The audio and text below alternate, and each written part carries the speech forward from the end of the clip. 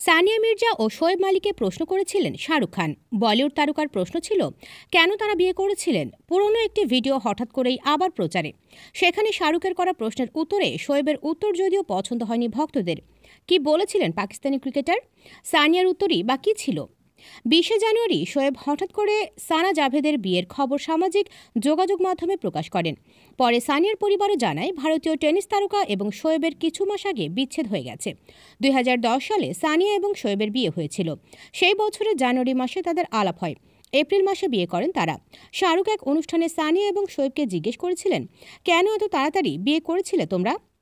এই প্রশ্নের উত্তরে সানিয়া হাসতে হাসতে বলেন, শোয়েবের অনেক গুণ আছে, কিন্তু ও খুব লাজুক, বেশি কথা বলে না। এরপর শাহরুখকে সানিয়া বলেন, আপনি ওকে একটু কথা বলতে শিখিয়ে দেবেন। একই প্রশ্নে শোয়েবকেও করেন শাহরুখ। পাক ক্রিকেটার উত্তরে বলেন, কোনো কিছু ভাবার আগেই বিয়ে হয়ে গিয়েছিল আমাদের। শোয়েবের উত্তর খুব একটা ভালো লাগেনি ভক্তদের। অনেকেই ওই ভিডিওর নিচে লিখতে দেখা যায়, সানিয়ার জন্য খারাপ লাগছে। আবার কেউ লেখেন, আমি পাকিস্তানের হয়েও সানিয়াকে সমর্থন করি। অনেকে লিখেছেন, লাজুক হলেও ঠিকই 3টে বিয়ে করে নিয়েছে।